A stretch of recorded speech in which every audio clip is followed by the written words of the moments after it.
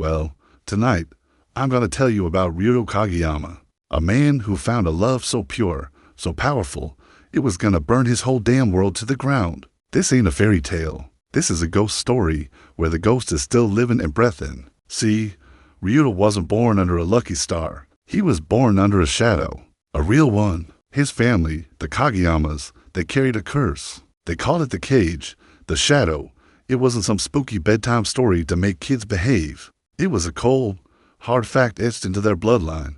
The curse was simple, and it was cruel. Any powerful emotion, anything felt too deep, joy, rage, grief, and God forbid, love, it acted like a match to a fuse. And when that fuse burned down, the shadow would come out to play. It would take the wheel, and it was always hungry. His old man, a man who looked like he'd been carved from granite and disappointment, had drilled one lesson into Ryuto's head since he was a kid.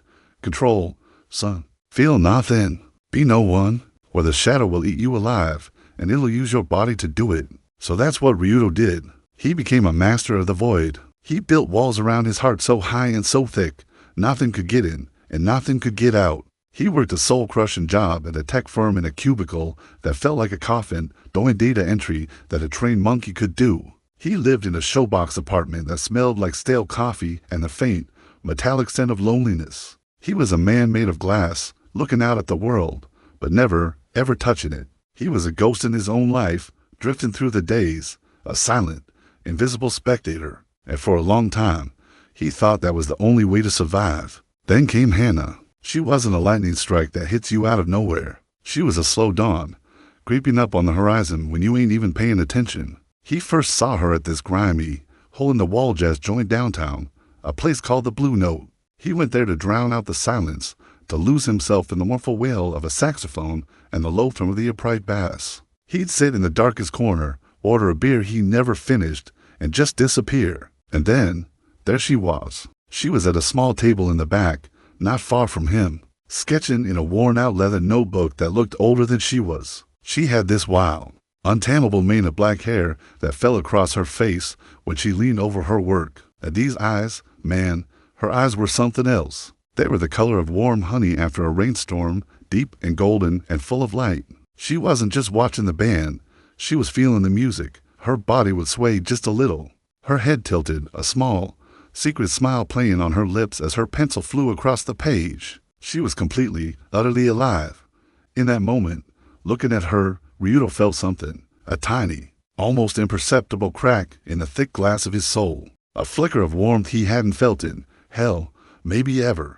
And deep inside him, the shadows stirred. It wasn't a roar, not yet. It was a low, guttural rumble of warning, a snake waking up in a dark pit. He should have walked away. Right then and there, he should have paid his tab and never gone back. He knew the rules. He knew the danger. But he was a man who'd been dying of thirst in the desert his entire life. And she was a goddamn oasis.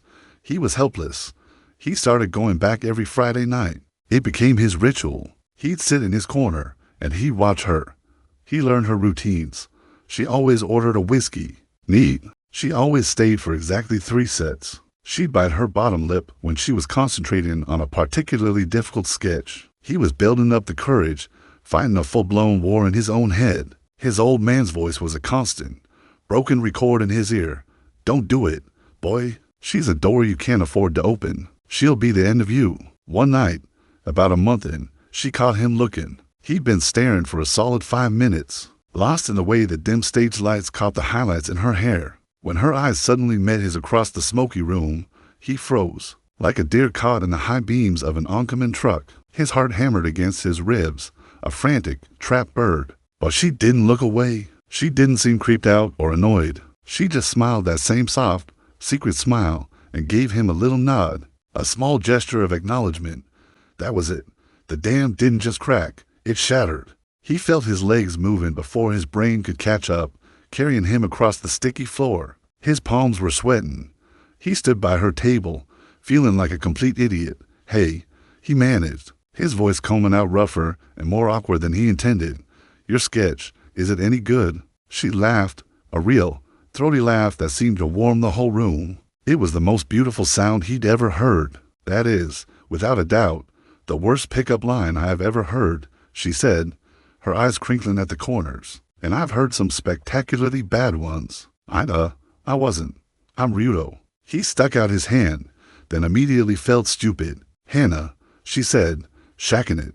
Her grip was firm, her skin warm. She gestured to the empty chair opposite her. Sit down, Ryuto. Tell me why a guy who looks like he is carrying the entire weight of the world on his shoulders keeps watching me from a corner every Friday night. And so, he did. He didn't tell her about the shadow. Not yet. That was a secret buried deep. But he told her other things. He told her he felt like an outsider, always looking in. He told her about the oppressive silence of his apartment. He told her he felt like a character in someone else's story, just walking through his lines. And she listened. I mean, really listened. She didn't interrupt. She didn't offer cheap platitudes. She just watched him with those honey-colored eyes, and for the first time in his entire life, Ryuto Kageyama felt seen. He felt human. Their love story didn't begin with fireworks and dramatic declarations. It was a slow, deliberate build, like a tide coming in, inch by inch, until you realize you're completely surrounded. It started with shared silences that were comfortable instead of awkward. It started with late-night phone calls that lasted till the sun came up, their voices soft in the darkness. It started with her hand finding his under the table, a simple, electric touch that sent a shockwave through his entire system. And with every small wave of affection, the glass shell around Ryuto's heart chipped away. The first time they kissed, it was outside her apartment building. It had been drizzling, and the city lights were blurry and beautiful through the wet air. He was saying goodnight, stumbling over his words, trying to work up the nerve to ask if he could see her tomorrow, and she just got tired of waiting. She grabbed the front of his jacket, pulled him close, and kissed him. It wasn't frantic or desperate. It was certain. It was a question and an answer all at once. Her lips were soft, and she tasted like whiskey and rain. And in that moment, the shadow inside him didn't just stir, it roared. It wasn't a rumble this time. It was a full-throated scream of no, danger, get away. He felt a cold dread wash over him, a wave of pure ice, and he pulled back, breathless, his heart pounding a frantic rhythm of fear and desire. What's wrong? She whispered, her fingers still gently stroking his cheek. Nothing, he lied, the lie tasting like ash in his mouth. It's just a lot. You're a lot. But it wasn't nothing. It was everything. The curse was real, and his love for Hannah was the key, turning the lock on a door he'd spent his entire life trying to barricade shut. Things escalated, as they do when you're falling head over heels. The intimacy grew. It wasn't just about sex, though God, the sex was. It was like coming home. Their love story didn't start with fireworks. It started with the quiet erosion of his defenses. It was in the shared silences that were comfortable instead of suffocating. It was in the late-night phone calls that lasted till the sun came up. Their voices soft in the darkness, talking about nothing and everything. It was in the way her hand would find his under the table, a simple, electric touch that grounded him. And with every small wave of affection, the glass shell around Ryuto's heart chipped away. The intimacy grew, and with it, the terror. It wasn't just about sex, though God, when it happened, it was like being struck by lightning and finally understanding why you were on this earth. The first time they made love, it was in her apartment, a place filled with books and half-finished canvases and the faint scent of turpentine and tea. It was clumsy and tender and desperate all at once. When he saw her naked in the soft light of her bedside lamp, it wasn't just lust that hit him. It was reverence. She was a masterpiece of warm skin and soft curves, and he felt a worship so pure it scared the hell out of him. He traced the line of her hip, the delicate bones of her collarbone, the small mole just above her navel. This was a body that was alive, that was warm, that was his. And as he leaned down to kiss her, to lose himself in her, he felt the shadow surge, a black tide rising fast and cold. He saw flashes of darkness in his mind's eye, felt a chill seep into his fingertips that had no right being there. He had to pull back, jump out of bed, pace the room like a caged animal, his breath ragged. "Ryuto, talk to me," Hannah said, sitting up, the sheets pulled around her, her eyes full of concern. "Not fear, not yet. You keep doing this. You're here, but you're not. You're a million miles away. What are you so afraid of?" He couldn't tell her. How could he? "Hey, baby, I love you so much it's waking up the literal monster in my soul, and I'm afraid I'm gonna hurt you." Yeah, that'd go over real well, so he just shook his head, lying through his teeth. "It's just family stuff, old baggage. I'm working on it." But he wasn't working on it. He was losing the fight. Badly. The more he loved her, the stronger the shadow got. It started whispering to him in the quiet moments. In the dead of night, she's weak. She'll leave you. Everyone leaves. Show her your power. Show her the real you. She needs to fear you a little. That's how you keep him. He'd wake up in a cold sweat, his knuckles white, feeling a rage he didn't understand, a possessiveness that felt alien and wrong.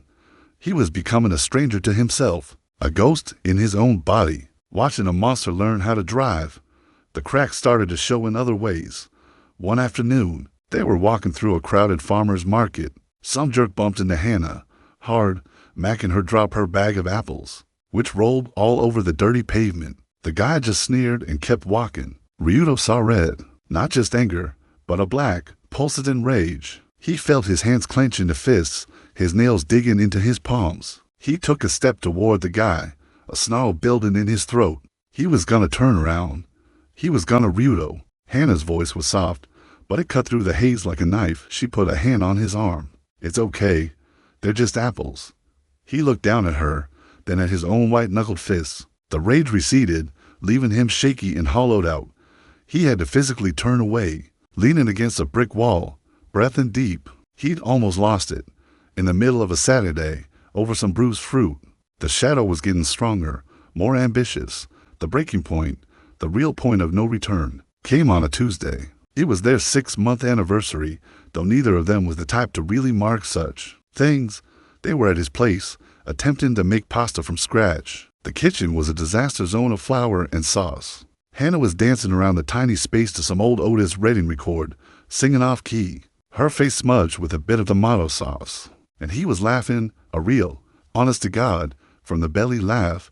He felt happy, purely, simply happy, and in that moment of unadulterated joy, the shadow struck. 1 second, he was watching the woman he loved, a woman so full of life and light it made his chest ache. The next, he was watching through a haze of blood red. The air in the small apartment grew icy cold. The cheap overhead lights flickered, buzzed, and then died, plunging them into a sudden, unnatural darkness that only light the orange glow of the stovetop.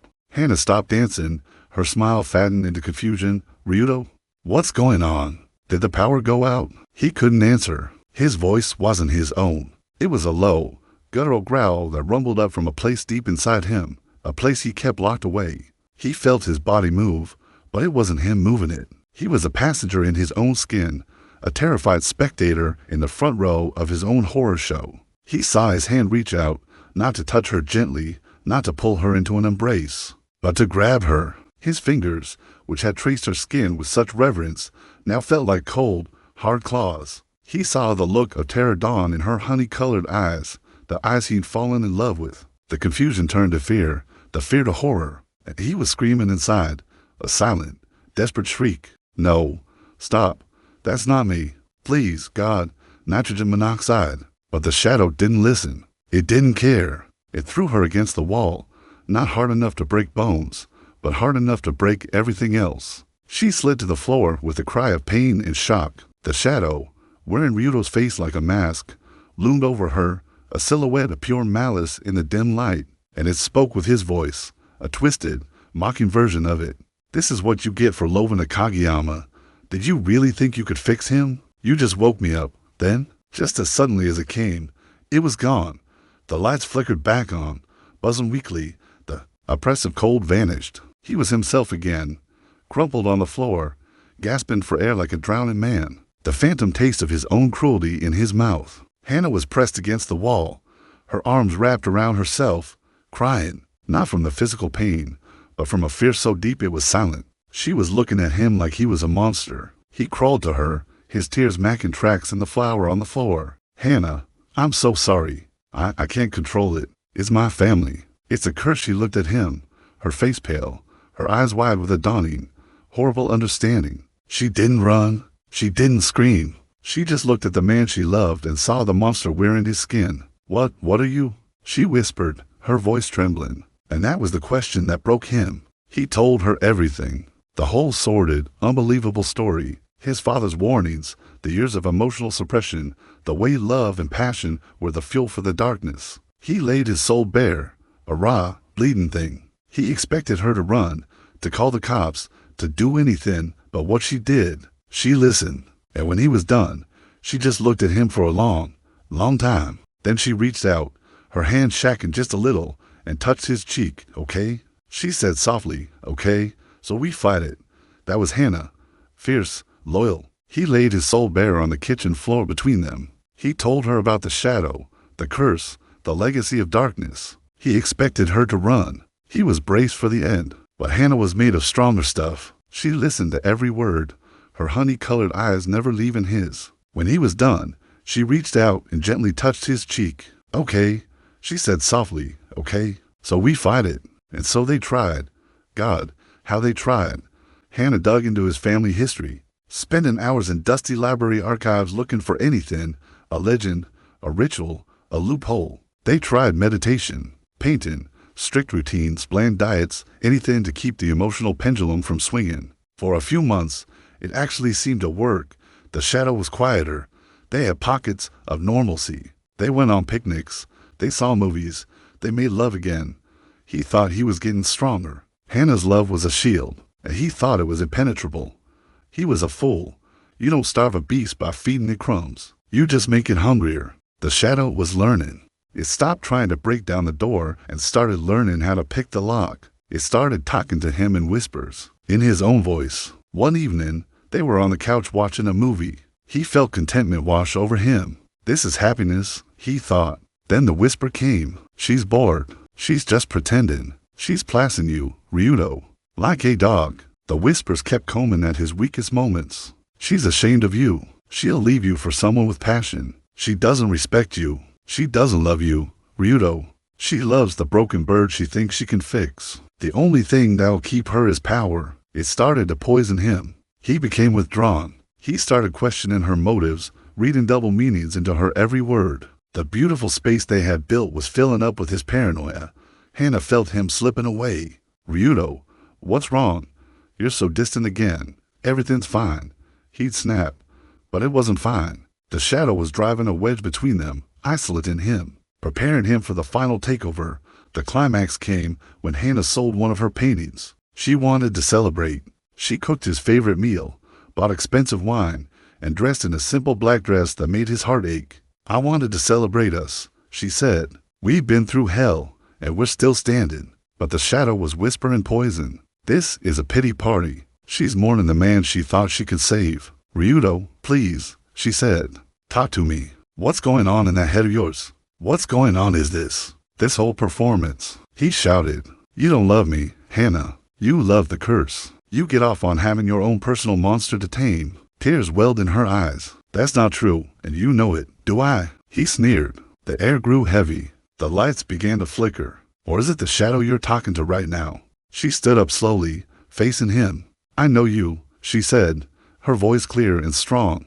I know the way you tap your fingers when you're nervous. I know the little scar on your chin. I know you. And that thing in there wearing your face, it's a cheap imitation. It's all noise and nothing else. The shadow roared in his head. Show her. Show her the power. Ryuto felt his body contort. He felt a darkness flow out from him. The room went ice cold. The light bulb shattered, plunging them into near darkness. When he spoke, it was a chorus of voices, his own layered with something ancient and hollow. She thinks she knows you. She knows nothing. She is a distraction, a weakness, and we do not have weaknesses. The shadow was in full control now. It advanced on her with cold, predatory grace. You should have left when you had the chance. Now, you get to see what's inside. You get to see what he really is. Hannah didn't back down. She stood her ground, tears streaming down her face. But her chin held high. She stood her ground, tears streaming down her face. But her chin held high. He's stronger than you, she said, her voice ringing with a conviction that Ryuto, buried deep inside his own prison, desperately wanted to believe. You're just the echoes. He's the real voice, the shadow wearing. Ryuto's face laughed, a horrible, grating sound. Is he now? Let's test that theory. It lunged, not to hurt her, not physically. It lunged for her mind. It raised a hand, and the air between them shimmered. Ryuto, the passenger, felt the shadow pulling from his own memories, his own fears, his own insecurities. It was gonna weaponize his love against her. You want to see him? The shadow's voice echoed in Hannah's mind, and in Ryuto's. Let's show you the day he met you. He wasn't in love. He was starving. He saw you and thought, she's easy. She's broken enough to want a project. The scene shifted in the air. A ghostly image of the jazz club. A younger Ryuto watching her from the corner. His eyes not full of wonder, but a cold calculation. Let's show you the first time he told you he loved you. The shadow sneered. He practiced it in the mirror for an hour. He knew it was the only way to lock you in. Another shimmering image, Ryuto in his apartment, muttering the words to his reflection. His expression blank. And the sex, oh, the sex, every time he touched you. He was fighting me, every time you moaned his name. All he felt was disgust. For you, for himself, for this weakness you represent. You're not his lover. You're his cage. Each word was a dagger. Each phantom image was a hammer blow to the foundation of everything they had built. Hannah staggered back, her face crumpling. The fire in her eyes was flickering, dying under the weight of the lies, which were built on the twisted truth of Ryuto's own deepest fears. He was screaming, a silent, soul-shredding scream inside the darkness. It's not true. None of it. The shadow smiled, a cruel, triumphant stretch of Ryuto's lips. See, it whispered, its voice returning to the physical world. He's nothing, and now you are, too. It raised a hand to deliver the final blow, not to her body, but to her spirit, to shatter her completely. And that's when Ryuto, the real Ryuto, made his choice. He couldn't fight it. He'd learned that. Pushing, fighting, resisting, that was like throwing gasoline on the fire. The shadow fed on that passion, that struggle. It was a parasite that grew on the energy of its host. So he did the only thing he could do. The one thing the shadow could not consume, could not fight, could not understand. He let go. He stopped fighting. He stopped screaming. He let go of his anger, his fear, his panic, his love. He let go of it all. He dove deep into the core of himself, past the memories, past the pain, into a place of absolute, perfect, silent emptiness. He became the void his father had always wanted him to be. He offered the shadow nothing, and the shadow, which was a creature of pure, consuming emotion, had nothing to consume. It froze. Its hand, outstretched, trembled. The triumphant smirk faltered. For the first time, it felt a flicker of its own fear. The source of its power was suddenly gone. What are you doing? The shadow snarled inside his head. But Ryuto was silent. He was a stone at the bottom of a cold, dark ocean. And in that silence, in that perfect, hollow emptiness, he found a sliver of will, a single, sharp-edged piece of his soul. He couldn't destroy the shadow. It was part of him, but he could trap it. He could build a new prison from the inside out. He focused all his energy, all that sliver of will, on one thing, the memory of Hannah's face. Not the pain, not the love, not the joy, just the image, the line of her jaw, the curve of her lips, the exact color of her eyes. He held it in his mind like a shield, a beacon, and then he began to rebuild the walls. It was agony, a psychic pain worse than anything he'd ever imagined. He was carving out his own heart, sectioning off his own soul. He built the wall brick by brick, using the memory of Hannah as the foundation, sealing the shadow away in a new, deeper dungeon, one from which it could never whisper, never reach, never touch him again. The shadow howled. It thrashed. It fought. But it was too late. Ryuto was sealing the last brick. He was cutting himself off from the very thing that made him feel alive, to save the person who gave him that life. The physical world snapped back into focus. The oppressive cold vanished. The air grew warm again. The shadow's presence receded, shrinking back into the depths of him, gone. Ryuto was standing there, trembling, drenched in sweat. He was in control, but he was empty. He looked at Hannah. She was staring at him, her face a mess of tears and confusion. The lies had faded, but the damage was done. She looked at him, and he knew she couldn't see the monster anymore. She couldn't see anything at all. He took a step toward her, his movements stiff, unnatural. He reached out a hand to touch her cheek, the same way he had 100 times before. But when his fingers met her skin, there was no spark, no warmth, no jolt of electricity. There was nothing. He felt nothing. He looked into her honey-colored eyes, the eyes that had been his entire world, and felt only a vast, serene, and terrifying emptiness. He had saved her. He had saved himself. He had defeated the Shadow King. But to do it, he had to become the ghost his father always wanted. He had killed the only part of him that was capable of love. He dropped his hand. You should go, he said.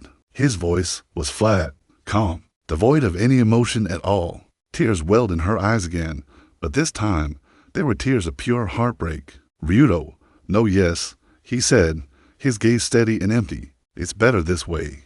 I'm safe now. He didn't watch her leave. He just stood there in the middle of the room, in the wreckage of their love. A man who had won the war by sacrificing his own soul. He was free. He was in control. He was cured. And he had never, in his entire life, been more alone. The forbidden passion was gone. The curse was broken. All that was left was the silence. At this time, it was permanent.